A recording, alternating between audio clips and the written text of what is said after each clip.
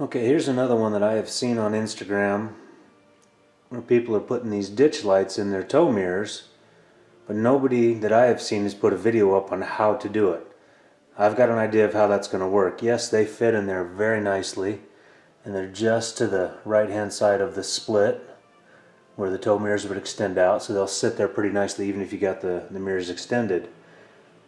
I'm using a flood cube from Oxbeam, so that should flood everything to the side of the truck pretty well that any of the forward facing light's not going to cover.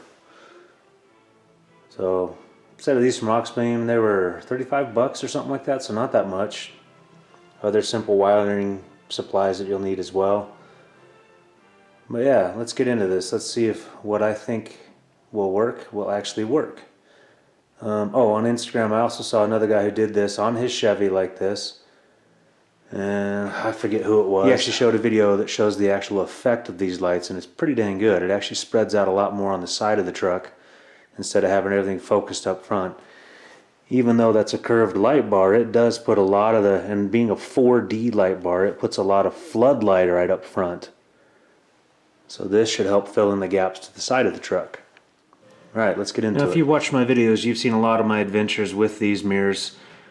The specific type I have, the mirror plates themselves, you see those metal brackets that are on there. You just pull those off and they come off this point, and this point. So they come off nice and neat. You got that little point right there that wire has to unclip from. So that's easy enough. Set it to the side. But other mirrors, this doesn't come off as easy as that. Same thing. See, it's just got those clips that hold it on. I've seen others with a different mounting point, and I've snapped these mirrors trying to figure out how to get them off. But if you've got this type, Boost Auto mirrors are usually this type, then you can get all the mirrors out. And then you just got 1, 2, 3, 4 screws to pull this outward covered off. And that's how I'm going to get to where I think I'm going to mount this. These are light enough that I think all you need is just the one screw from the side. So that's what I'm going to go after.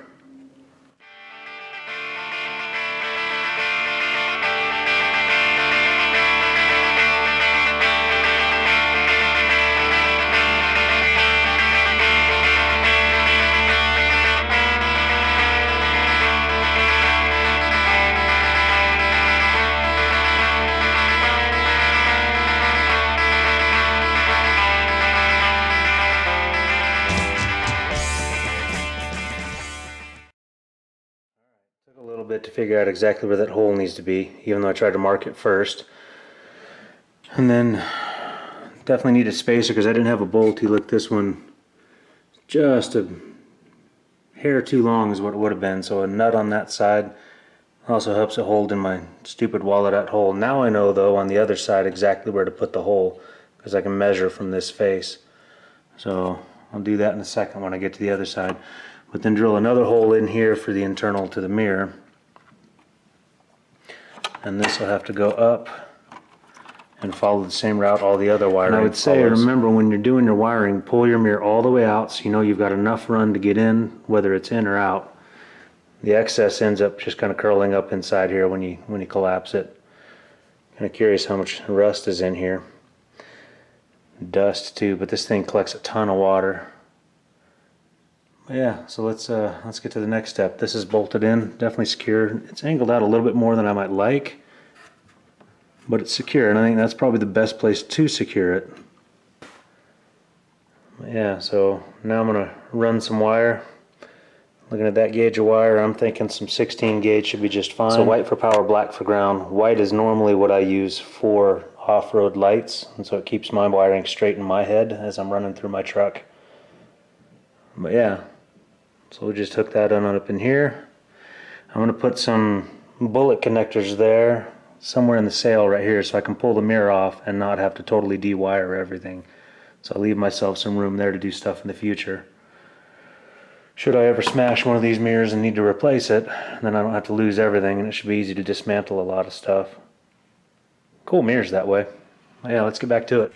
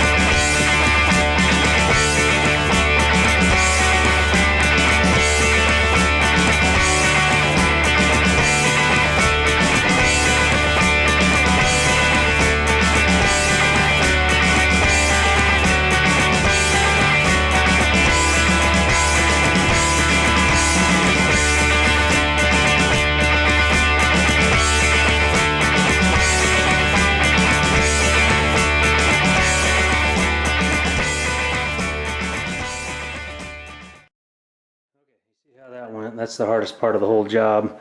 Had to pop this cover off, because where the wires go in are not in line with this hole. From the mirror, they're more over here. So you've got to dismount the whole mirror a little bit, not all the way, but enough to get you room to S-curve it on in. This end I'm putting bullet connectors on to make it easier to dismount the mirror in the future. Kind of wish I'd have done that with the rest of the wires. Some of it, the factory style stuff for the mirror movement adjustment, that is on a release. The blinker light stuff I think is in a release that ended up down here, which isn't ideal, but things to think about in the future if ever I'm doing another set of these mirrors. But yeah, it's mounted. It's pretty stable. I mean, it's a lightweight little light. It'll probably bounce a little bit, but that should hold pretty dang well. I put some Loctite on there as well. And because I was worried about clearances in there, I did put 2 washers in there to space it out just a little bit, because you're getting close to these 2 angles here. But otherwise, mirror's back together. All I have to do is take that wiring. I'm going to run it on down and up under the dash. I'll do the other side under the dash, and all of this will tie into the same circuit that light bar up there is on.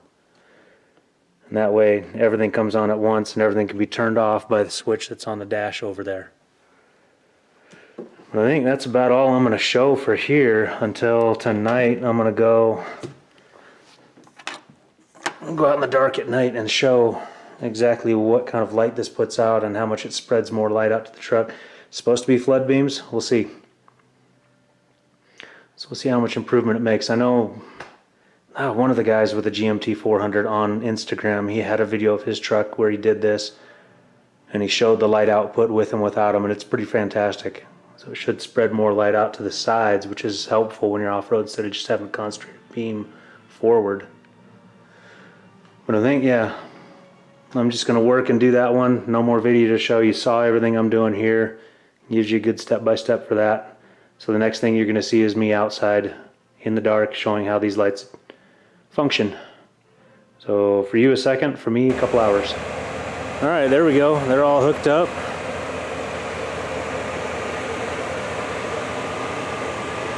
You don't really get a chance to aim them, because they're just kind of where they are. And that one there aims off to this side a little bit.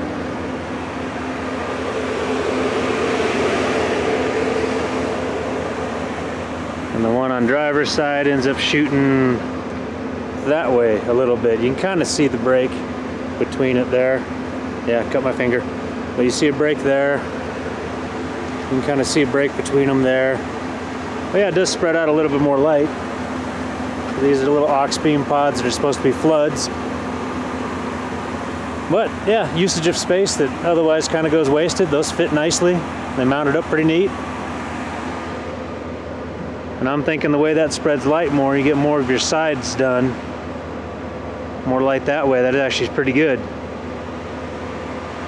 And that'll probably help off-road. Yeah, that's a lot of light in front of the truck. Alright, should be a short one. I'm not sure how long this is going to edit down to, but that answers that curiosity of how to actually mount those things up and wire them in. I didn't show you much of the wiring, but I think you can do that yourself if you're going to mount these. If you came this far, appreciate you watching. We'll catch you on the next one. Oh, and be sure to check me out on Instagram, Rocky Mountain Redneck. We'll catch you on the next one.